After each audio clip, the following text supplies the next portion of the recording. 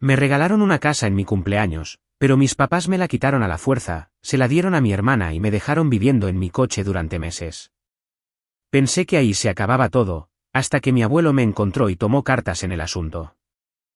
Tengo 22 años y siempre he sido el tipo de chavo que mantiene un perfil bajo y evita los dramas. No soy la voz más fuerte en la habitación, ni el que empieza peleas o exige atención, solo soy alguien callado, respetuoso, el tipo de persona que prefiere ceder antes que discutir. Y ese rasgo exacto de mi personalidad fue lo que mi familia usó para arruinarme la vida por completo. Al crecer, yo era básicamente invisible en mi propia casa. El tipo de niño que podía desaparecer por horas sin que nadie lo notara o le importara. Llegaba de la escuela y mis papás ni siquiera levantaban la vista de lo que estaban haciendo. En cambio, si mi hermana cruzaba la puerta, era como si hubiera llegado el mismísimo presidente. Todos dejaban lo que estaban haciendo para escuchar sobre su día, sus problemas y sus tonterías triviales que de alguna manera siempre tenían prioridad sobre todo lo demás. Tengo una hermana mayor, Valeria, que tiene 28 años. Desde que tengo memoria, ha sido la niña de los ojos de nuestra familia. Mis papás, Roberto y Leticia, que tienen 50 y tantos años, la han tratado como si fuera la segunda venida de Cristo. Todo en nuestra casa giraba en torno a Valeria, sus necesidades, sus problemas, sus caprichos, su drama. Siempre era, Valeria esto, Valeria lo otro, tenemos que ayudar a Valeria. Mientras tanto, yo solo era ruido de fondo. El favoritismo ni siquiera era sutil. Era el tipo de preferencia descarada que haría que un guionista de comedias dijera, bájale un poco, nadie se va a creer esto. Pero esa era mi realidad de todos los días. Hablo de cosas que suenan inventadas, pero juro por lo más sagrado que todo es verdad. Déjenme pintarles una imagen de lo mal que estaban las cosas. Cuando Valeria estaba en la preparatoria, le regalaron un coche de agencia por su cumpleaños número 16. No un Honda usado o algo práctico. Un coche nuevecito con todo y su moño gigante en el toldo, con todos los lujos. Mis papás le organizaron una fiesta enorme, invitaron a todos nuestros conocidos e hicieron una celebración masiva. Cuando yo cumplí 16, me dieron una tarjeta con 850 pesos y un sermón sobre la responsabilidad. Ni fiesta, ni celebración, solo un día cualquiera en el que se esperaba que estuviera agradecido por lo mínimo indispensable. Cuando Valeria quiso ir a la universidad, mis papás le pagaron todo. Colegiaturas, alojamiento, comidas, dinero para sus gastos, una laptop nueva, todo el paquete. Ella se dio de baja después de 2 años porque no era lo suyo y ellos simplemente se encogieron de hombros como si quemar 340,000 pesos no fuera la gran cosa. Le dijeron que eventualmente encontraría su camino y que no se preocupara. Cuando yo pregunté si me podían ayudar con la universidad, me dijeron que debería buscar becas o préstamos estudiantiles porque eres lo suficientemente inteligente para resolverlo tú solo. Traducción, ya nos gastamos el presupuesto de educación en tu hermana y no queda nada para ti. Terminé yendo a una universidad pública a medio tiempo mientras trabajaba de tiempo completo solo para poder pagarla. Me tomó 5 años terminar mi carrera técnica porque solo podía tomar 1 o 2 materias por semestre. Mis papás no fueron a mi graduación. Dijeron que ya tenían otros planes ese día. Tiempo después me enteré de que se habían ido a una feria regional con Valeria para ayudarla a buscar opciones de renta de locales para una idea de negocio que jamás llevó a cabo. Los dobles estándares iban mucho más allá de la educación y los regalos. Valeria pedía prestado el coche de mis papás y lo regresaba con el tanque de gasolina vacío y con golpes nuevos. Ellos solo se reían, no le daban importancia y lo volvían a llenar. Yo pedí prestado el coche una vez para una entrevista de trabajo, lo regresé con un cuarto de tanque en lugar de la mitad, y me llevé un sermón de 20 minutos sobre el respeto y la responsabilidad.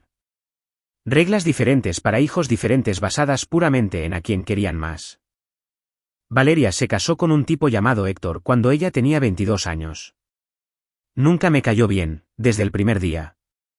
Algo en él simplemente gritaba irresponsable. Resultó que mi instinto no fallaba porque ninguno de los dos trabajaba, para nada. Héctor agarraba chambitas de vez en cuando, solo cuando le daban ganas. Nada estable ni consistente.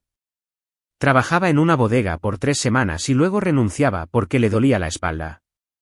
Manejaba en Uber o Didi durante un mes y luego lo dejaba porque la gasolina estaba cara.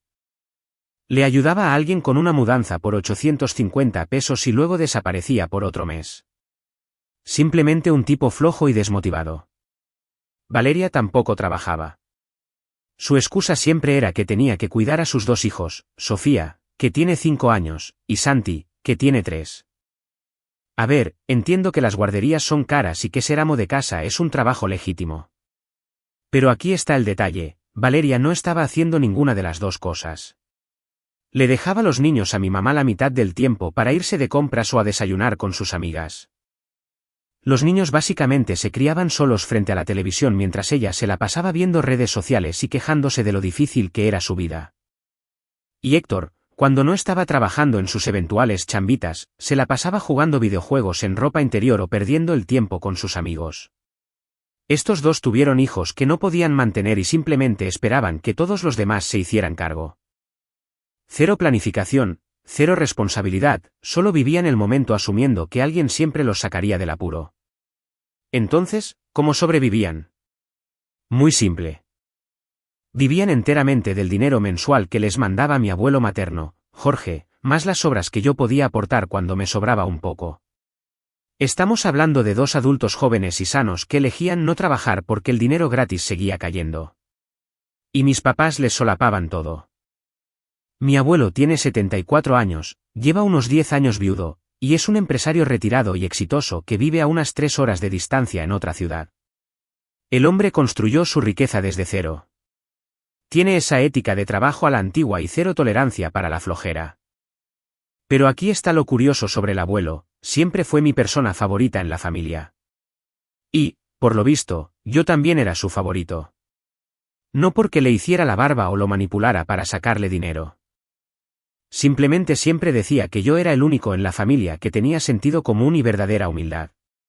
Mientras mis papás y mi hermana lo veían como un cajero automático, yo realmente pasaba tiempo con él, escuchaba sus historias y aprendía de él. Yo trabajaba como auxiliar administrativo en una empresa pequeña, ganando unos 13,600 pesos al mes. No nadaba en dinero exactamente, pero era un trabajo honesto y me sentía orgulloso de ello. El trabajo era aburridísimo. Archivar papeles, contestar teléfonos, agendar citas, captura de datos básica, nada glamoroso, pero llegaba a tiempo todos los días, hacía bien mi trabajo y nunca reportaba estar enfermo a menos que realmente me estuviera muriendo. Ese tipo de responsabilidad significaba algo para mí, aunque a nadie más le importara ni lo notara.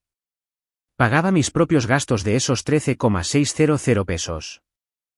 El recibo de mi celular, el seguro de mi coche, la gasolina, mi parte para el gasto de la comida cuando todavía vivía con mis papás, ayudaba en casa cuando podía, aunque técnicamente yo era el único, aparte de mis papás, que realmente aportaba algo.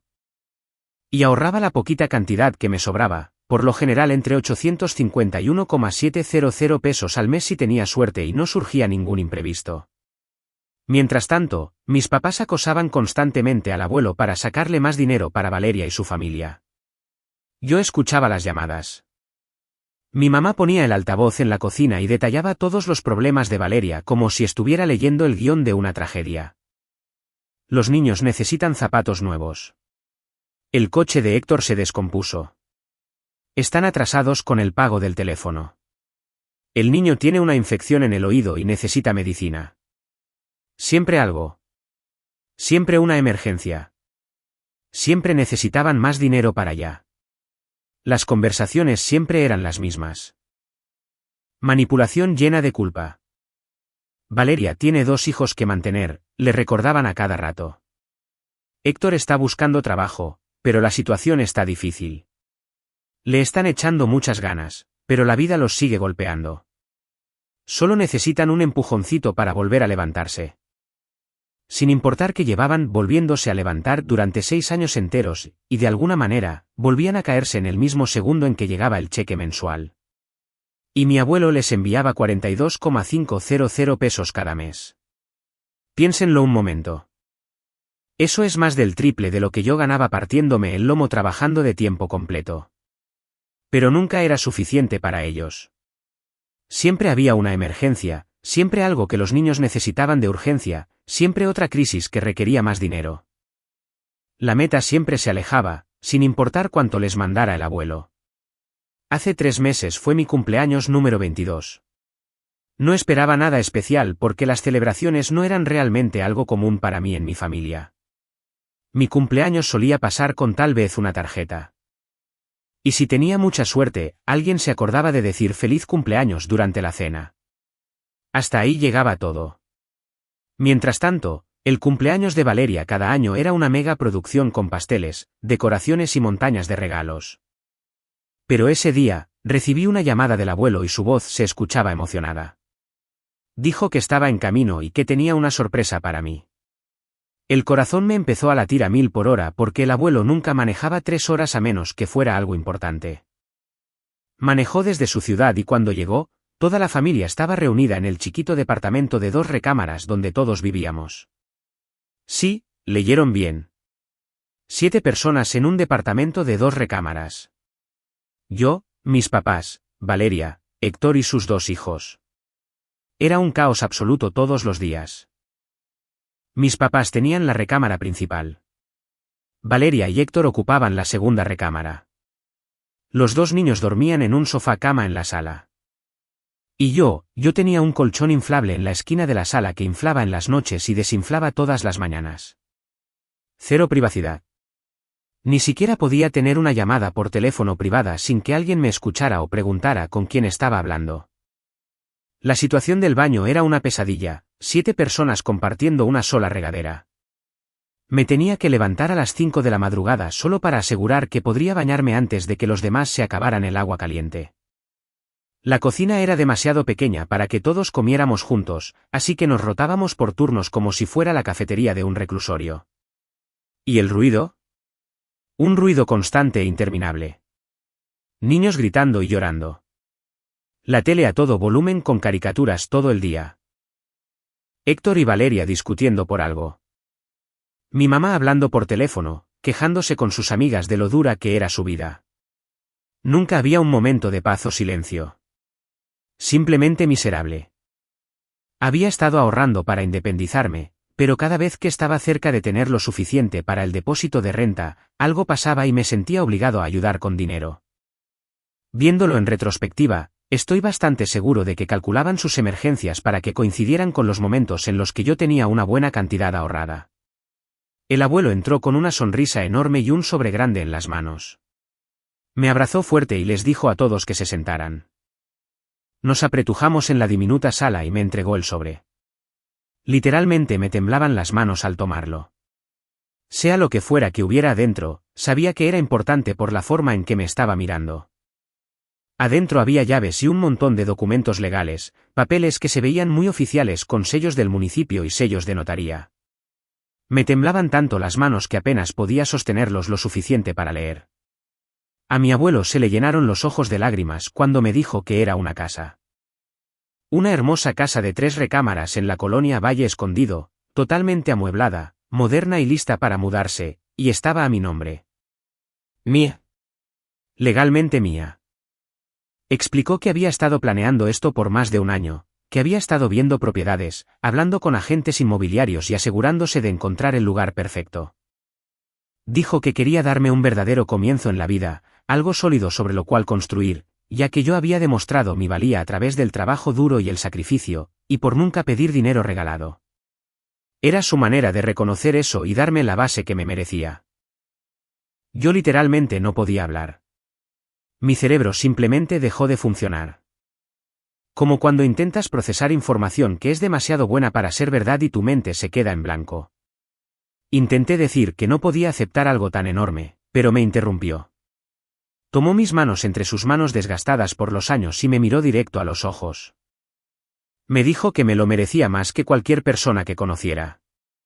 Dijo que yo era una buena persona, genuinamente buena, respetuosa y trabajadora, incluso cuando nadie lo valoraba, que nunca le había pedido nada ni le había causado problemas. Que jamás lo había llamado para rogarle dinero o inventarle emergencias. Simplemente trabajaba duro en silencio y ayudaba a los demás sin esperar nada a cambio.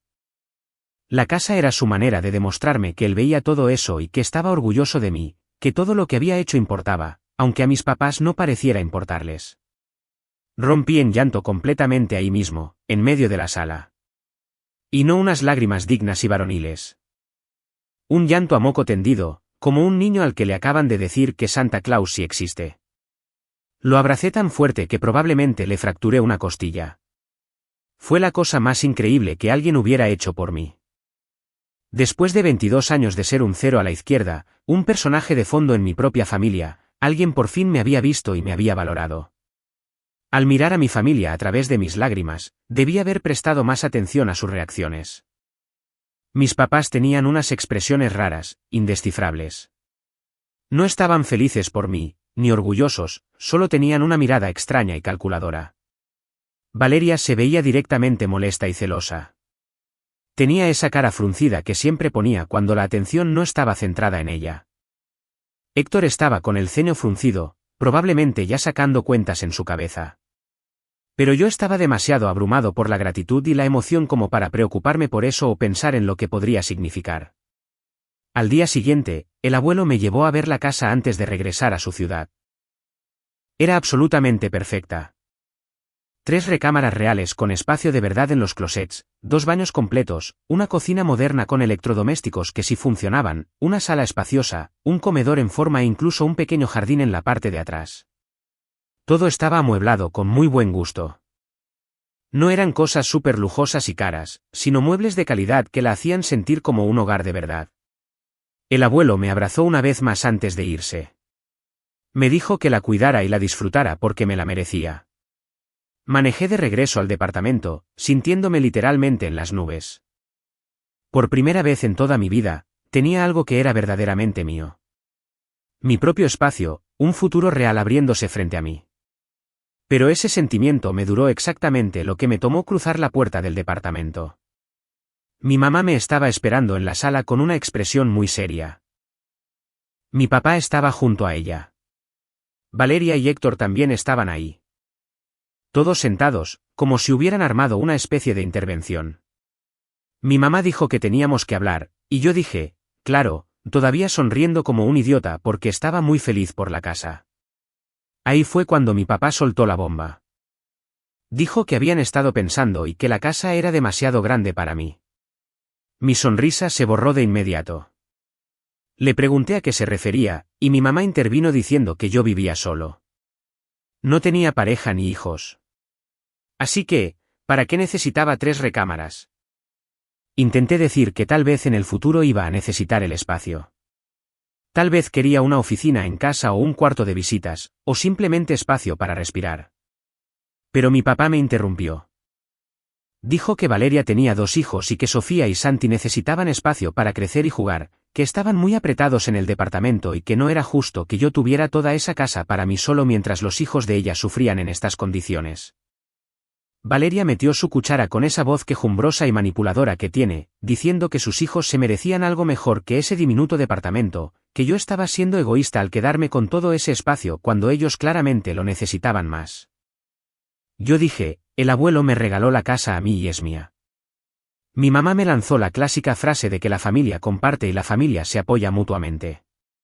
Como si de repente fuéramos esta familia unida y amorosa justo cuando les convenía. Yo señalé que los había estado apoyando económicamente siempre que podía, dándoles dinero de mi pequeño sueldo cuando tenían emergencias. Pero mi papá dijo que esto era diferente. Que esto se trataba de darle a mi sobrina y sobrino la oportunidad de crecer felices y sanos. Luego, de verdad me miró a los ojos y me preguntó si acaso yo no quería que fueran felices. Como si intentara hacerme sentir culpable y me viera como un monstruo que quería que los niños sufrieran. Fue manipulador a más no poder. Y viendo hacia atrás, no puedo creer que haya caído en eso. Pero en ese momento, con los 3 mirándome fijamente, haciéndome sentir como el malo de la historia, funcionó. Ese fue solo el comienzo. Durante las siguientes 3 semanas, fue una presión constante desde todos los ángulos posibles. Cada día empezaba con algún comentario sobre la casa.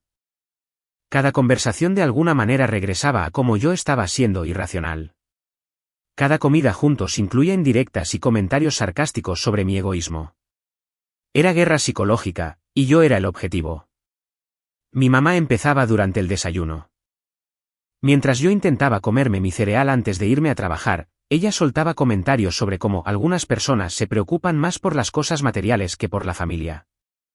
O como algunas personas se olvidan de dónde vienen apenas consiguen algo bonito. Un hostigamiento constante diseñado para hacerme sentir culpable por tener algo bueno. Mi papá me emboscaba cuando llegaba del trabajo. Apenas cruzaba la puerta y ya me acorralaba con más argumentos, hablando sobre los valores familiares y cómo a su padre le decepcionaría verme actuando de esta manera. Irónico, ya que el abuelo me había dado la casa específicamente a mí y no a ellos. Pero la lógica no importaba en estas conversaciones. Valeria era la peor, sin embargo. Lloraba lágrimas falsas y hablaba de cómo Sofía le había preguntado por qué no podían tener una casa bonita como el tío Mateo. O como Santi no entendía por qué tenían que dormir en la sala. Me enseñaba fotos de los niños con cara triste como si de alguna manera eso demostrara que estaban sufriendo por mis decisiones. Los niños estaban perfectamente bien. Se la pasaban felices jugando con sus juguetes. Pero Valeria pintaba todo como si estuvieran viviendo en una pesadilla de pobreza extrema. Héctor casi no opinaba, pero de vez en cuando metía su cuchara. Por lo general, con alguna frase sobre cómo un verdadero hombre pondría a la familia primero o cómo él daría todo por sus hijos. Mucha hipocresía viniendo de un tipo que apenas si trabajaba y que vivía de los demás. Pero lo decía con una sonrisita sabelotodo, como si ya me hubiera descifrado. Era constante, agotador, abrumador. Me atacaban en montón, 3 contra 1, a veces 4, cuando Héctor se dignaba a unirse. Yo intentaba escapar a mi esquina en el colchón inflable, pero no había ningún lugar a donde ir en ese departamento diminuto. Ningún lugar para alejarme de la presión constante, de la culpa y la manipulación. Sacaban el tema en momentos aleatorios. Yo estaba viendo la tele y alguien hacía un comentario. Estaba lavando los platos y mi papá empezaba con otro sermón. Estaba tratando de quedarme dormido y los escuchaba en el cuarto de al lado hablando fuerte sobre lo egoístas que eran algunas personas. Querían que los escuchara. Querían que supiera que estaban hablando de mí. Era pura presión psicológica calculada.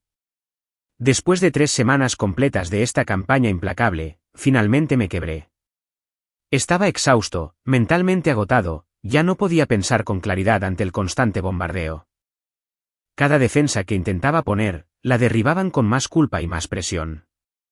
Sentía que me estaba ahogando y ellos solo seguían empujándome la cabeza bajo el agua. Les dije que estaba bien, que Valeria podía quedarse con la casa. Las celebraciones fueron inmediatas. Valeria me abrazó de verdad por primera vez en años. Mis papás me dieron palmadas en la espalda, diciendo que era un hermano excelente. Héctor me sonrió, probablemente ya planeando cómo vivir de agrapa en su nueva casa gratis. Esa misma semana, me hicieron firmar unos papeles. Me dijeron que era solo un formalismo, papeleo temporal para que Valeria y su familia pudieran mudarse. Estaba tan drenado mentalmente y derrotado que firmé sin leer bien todo. Gran error. Enorme. En cuestión de 3 días, se mudaron completamente a mi casa. ¿Mi casa? La que el abuelo me había regalado. Yo les ayudé a meter sus cosas, porque obviamente lo hice. Todavía tenía esa mentalidad de tapete. Cuando la última caja estuvo adentro, Valeria volteó a verme y me dijo que necesitaban tiempo para instalarse, como familia, a solas. Me dijo que les diera espacio por unos días. Manejé de regreso al departamento, pensando que me quedaría ahí temporalmente mientras ellos se acomodaban. Pero cuando entré, mis papás tenían una energía muy rara. Mi papá me dijo que me sentara. Dijo que, como el departamento había sido rentado originalmente para la familia entera, y ahora Valeria ya no vivía ahí, no podían permitirse seguir pagándolo. Que se iban a mudar a un lugar más chico, solo ellos dos. Les pregunté dónde se suponía que iba a vivir yo. Mi mamá me dijo que yo lo resolvería, que era ingenioso y joven, y que esta era mi oportunidad de ser independiente. Le pregunté sobre regresar a la casa y mi papá me dijo que eso no iba a funcionar. La familia de Valeria necesitaba estabilidad y que yo estuviera ahí sería disruptivo. Aparentemente, a Héctor le incomodaba que yo estuviera ahí. Y Valeria dijo que los niños necesitaban su espacio. Ahí fue cuando me di cuenta de lo que realmente había pasado. No solo me habían convencido de dejar que Valeria tomara prestada la casa. Me la habían quitado por completo y ahora también me estaban corriendo del departamento. Durante las siguientes 2 semanas, estuve saltando del sillón de un amigo a mi coche. Mi amigo Carlos intentó ayudarme, pero vivía en un departamento tipo estudio que a duras penas era lo suficientemente grande para él. Me quedaba a dormir en su sofá 2 o 3 noches hasta que sentía que ya estaba abusando de su hospitalidad. Luego inventaba alguna excusa de que me iba a quedar en otro lado y terminaba regresando a mi coche. La mayoría de las noches terminé durmiendo en mi viejo coche destartalado, estacionado en lugares al azar por toda la ciudad. Intentaba encontrar calles residenciales tranquilas donde las patrullas no me molestaran. A veces me estacionaba en tiendas de 24 horas. Una vez hasta dormí en el estacionamiento de mi edificio de oficinas después de que todos se fueron. En cualquier lugar que se sintiera medianamente seguro. El coche se convirtió en todo mi mundo. Llevaba una maleta de gimnasio con ropa de trabajo limpia. Tenía una hielera para comida barata que compraba en las gasolineras. Guardaba mis documentos importantes en una caja con llave bajo el asiento del copiloto. Intenté arreglármelas, pero era denigrante y agotador. No te das cuenta de lo mucho que necesitas una base hasta que no tienes una. Seguí yendo a trabajar, pero era muy pesado. Muy pesado. Mi jefe empezó a notar que me veía cansado todo el tiempo. Inventaba excusas de que no estaba durmiendo bien o de que tenía alergias. No podía exactamente admitir que estaba viviendo en mi coche porque mi familia me había robado mi casa. No es el tipo de cosas que admites en el trabajo sin que la gente te empiece a ver diferente. Bañarme se volvió un martirio. Iba a un gimnasio de 24 horas cuando podía pagarlo, con un pase de un día que costaba unos 170 pesos que la verdad no me sobraban. Otros días, hacía lo que podía en los baños de las gasolineras y con toallitas húmedas. Súper glamoroso.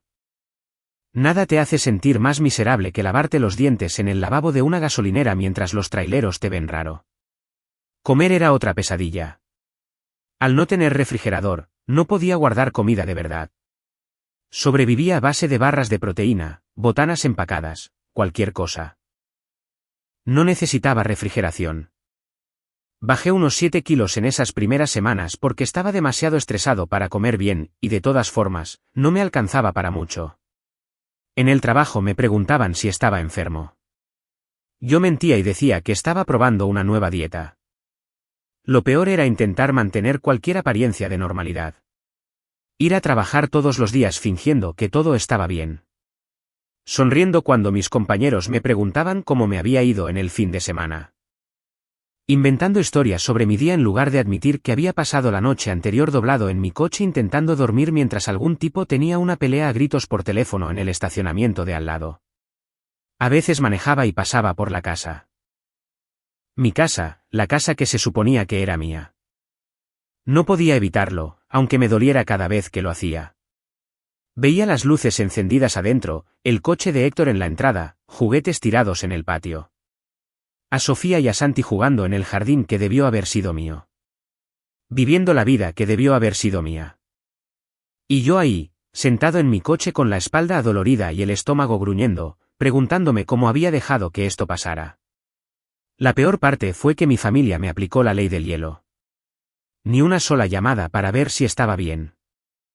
Ni un mensaje de texto preguntando dónde me estaba quedando o si necesitaba algo. Nada. Silencio total de radio. Habían conseguido lo que querían y yo ya era desechable. Inútil, ahora que me habían quitado todo lo que tenía. Fueron 5 meses de esto. 5 largos y miserables meses durmiendo en mi coche, bañándome en baños públicos, comiendo comida chatarra para ahorrar todo el dinero que pudiera. 5 meses sintiéndome el idiota más grande del planeta por dejar que me hicieran esto. 5 meses de vergüenza y arrepentimiento, preguntándome si las cosas mejorarían algún día. Entonces, una mañana, todo cambió. Me había cansado de moverme cada noche, así que empecé a estacionarme en la calle justo enfrente de la casa. Llámenme patético, pero una parte de mí quería que me vieran ahí, que sintieran algún tipo de culpa. No es que funcionara, claro. Veían mi coche y seguían con su vida como si yo no existiera. Estaba dormido en el asiento del piloto, tan incómodo como siempre, cuando escuché unos golpes muy fuertes en la ventana. Me dio el susto de mi vida. Di un brinco y miré hacia afuera solo para ver la cara de mi abuelo mirándome fijamente. Su expresión pasó de preocupación a confusión, y luego a estar absolutamente furioso en cuestión de 2 segundos. Abrió la puerta de mi coche de un jalón y me preguntó qué diablos estaba haciendo durmiendo ahí. Tartamudeé algo, pero antes de que pudiera explicarle, miró hacia la casa y luego de vuelta hacia mí. Me preguntó qué le había pasado a la casa que me había dado. ¿Acaso no me había gustado? ¿Por qué estaba durmiendo en mi coche en lugar de estar adentro? En eso salió mi mamá corriendo de la casa. No tengo idea de por qué estaba ahí, pero al parecer estaba de visita. Vio al abuelo y puso esta voz de sorpresa falsa preguntando qué estaba haciendo ahí, que no sabían que iba a venir. El abuelo la ignoró por completo. Solo se me quedó viendo, esperando una respuesta. Intenté explicarle, pero se me quebró la voz. Volvió a preguntar, en un tono más fuerte, qué había pasado con la casa. Mi mamá se acercó nerviosa y le dijo que ella se lo podía explicar. El abuelo volteó a verla con un tono peligroso y le ordenó que le explicara por qué su nieto estaba durmiendo en un coche afuera de la casa que él le había regalado. Mi mamá tragó saliva antes de decir, me la quitaron y se la dieron a Valeria. El silencio que siguió fue ensordecedor. El abuelo solo susurró que... Como si no pudiera creer lo que acababa de escuchar. Mi mamá empezó a hablar a 1000 por hora intentando justificarlo. Dijo que Valeria tenía una familia, que tenía un marido y que los niños se la merecían más. Que yo era joven y estaba solo, sin pareja. Que para qué necesitaba una casa tan grande si yo solo era un fracasado que ni siquiera había empezado a formar una familia. Que Valeria la necesitaba más. Vi cómo el rostro de mi abuelo pasó por unas 5 emociones distintas. Incredulidad, asombro, ira, asco y, finalmente, pura furia. Sin decir una sola palabra más, sacó su celular y marcó un número. Mi mamá le preguntó nerviosa qué estaba haciendo. Él habló por teléfono pidiendo que enviaran una patrulla a esa dirección inmediatamente. Dijo que había personas ocupando ilegalmente una propiedad que estaba a su nombre y al de su nieto. Mi mamá perdió el control. Empezó a gritar que no podía hacer eso, que ahí vivían niños. El abuelo le gritó de vuelta, más fuerte de lo que jamás lo había escuchado, que los niños no deberían estar viviendo en una casa robada. Caminó directo hacia la puerta principal y mi mamá intentó bloquearle el paso, pero él simplemente la empujó a un lado. Entró a la casa gritándole a todos que se largaran en ese preciso instante. Los gritos de adentro eran una locura. Valeria chillando, Héctor tartamudeando excusas.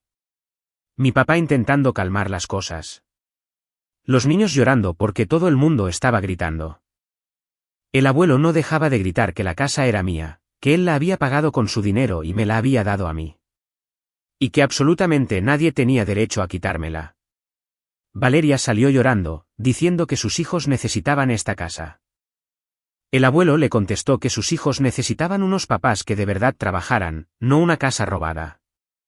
Mi papá salió intentando suavizar las cosas, llamándolo un malentendido. El abuelo se le quedó viendo con los ojos inyectados en furia y le preguntó que cómo carajos dejar que su propio hijo durmiera en un coche en la calle era un malentendido. Valeria intentó decir que yo había aceptado darles la casa. El abuelo les preguntó si me habían presionado, si me habían manipulado, si se habían aprovechado de mi forma de ser. Nadie contestó porque la culpa estaba escrita en todas sus caras. 10 minutos después, llegaron 2 patrullas de la policía. El abuelo les mostró a los oficiales las escrituras originales de la propiedad donde claramente aparecían nuestros 2 nombres como dueños. Los policías revisaron todo, hablaron con mi familia y finalmente les dijeron a Valeria y a Héctor que tenían que desalojar la propiedad. Les dieron 1 hora para empacar sus cosas esenciales. Mi mamá se soltó llorando, diciendo que no tenían a dónde ir. El oficial, un hombre mayor que parecía ya haber visto de todo, dijo firmemente que ese no era problema de las autoridades y les ordenó que se pusieran a empacar. Su compañera, una mujer más joven, empezó a tomar notas y fotos de la escena para su reporte. La hora que siguió fue un caos total. Valeria lloraba a gritos de forma súper dramática mientras aventaba ropa dentro de las maletas, asegurándose de que todos escucharan lo injusto que era todo esto, lo cruel que era y cómo no se merecía esto. Héctor murmuraba groserías por lo bajo mientras acarreaba cajas y bolsas. No dejaba de lanzarme miradas asesinas, como si de alguna manera yo fuera el villano en esta situación. Mis papás le rogaban al abuelo que reconsiderara, usando todas las tácticas de manipulación que habían perfeccionado durante años. Mi papá intentó usar el ángulo de dar lástima, hablando de que ya se estaban haciendo viejos y no podían lidiar con tanto estrés, que esto les iba a afectar la salud. El abuelo lo miró con cero compasión. Mi mamá intentó usar la culpa, recordándole todos los años en los que lo habían cuidado cuando se murió su esposa, como habían estado ahí para él. El abuelo le hizo ver que ya les había pagado ese apoyo multiplicándolo por 100 con todo el dinero que les había mandado para Valeria. Los niños estaban confundidos y llorando. Sofía no dejaba de preguntarle a su mamá por qué tenían que irse. Santi estaba abrazado a Valeria, aterrorizado por tantos gritos y tanta tensión. Una parte de mí sentía pena por ellos porque nada de esto era su culpa. Eran solo niños inocentes atrapados en medio de la avaricia y las mentiras de sus padres.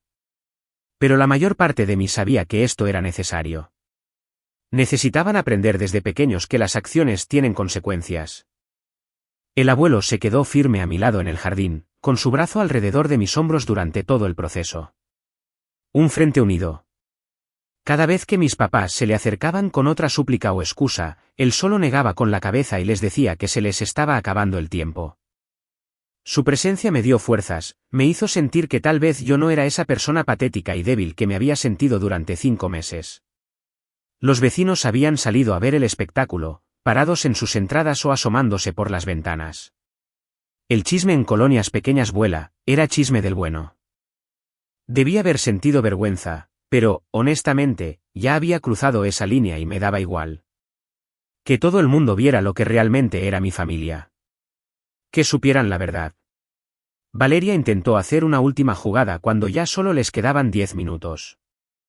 Se acercó a mí directamente, ignorando al abuelo y con las lágrimas escurriéndole por la cara. Me rogó que le dijera a los policías que todo era un malentendido. Dijo que me regresaría a la casa.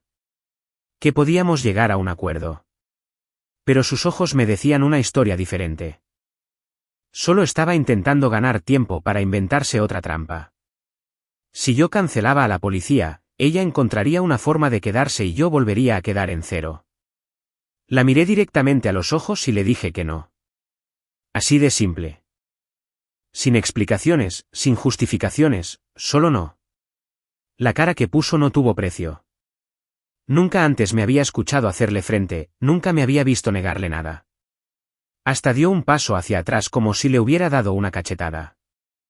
Exactamente 1 hora después, mi familia estaba en la banqueta con sus maletas y bolsas amontonadas a su alrededor. Valeria estaba histérica, con el maquillaje escurrido por toda la cara. Mis papás se veían completamente derrotados, como si hubieran envejecido más que hace 1 hora.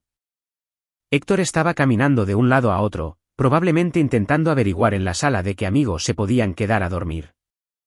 Los niños seguían llorando, abrumados por todo lo que estaba pasando. Los policías dieron un último recorrido por la casa para asegurarse de que hubieran sacado todos los artículos esenciales. Les dijeron que podían agendar un horario para recoger el resto después, pero que por ahora, tenían que irse de la propiedad. Un oficial me dio su tarjeta y me dijo que llamara si mi familia intentaba regresar sin permiso. Sugirió que quizá debería cambiar las cerraduras lo antes posible. Mi mamá intentó suplicar una última vez, pidiéndole al abuelo que no les cortara el apoyo económico mensual porque los niños necesitaban comer. El abuelo la miró con una expresión de pura decepción. Les dijo que, a partir de ese día, no iban a recibir ni un solo centavo más de su parte. El dinero mensual se había acabado. La ayuda se había acabado. Todo se había acabado. Valeria lloró por los niños y él le dijo secamente que los niños eran responsabilidad de sus padres. Señaló a Valeria y a Héctor y les dijo que consiguieran trabajos y trabajaran como yo lo había hecho toda mi vida. Les dijo que bajaran de su nube y fueran humildes, tal como ellos me habían humillado a mí. Mi papá hizo un último intento, pero el abuelo lo cortó en seco. Les dijo a mis papás que eran una desgracia por favorecer tanto a un hijo que habían destruido al otro, por permitir que le robaran a su propio hijo su casa y lo dejaran en la calle. Dijo que no merecían que los llamaran padres. Mi mamá, desesperada, dijo que eran familia. El abuelo me abrazó más fuerte y dijo que yo era su familia, que ellos solo eran personas tóxicas que casualmente compartían su sangre.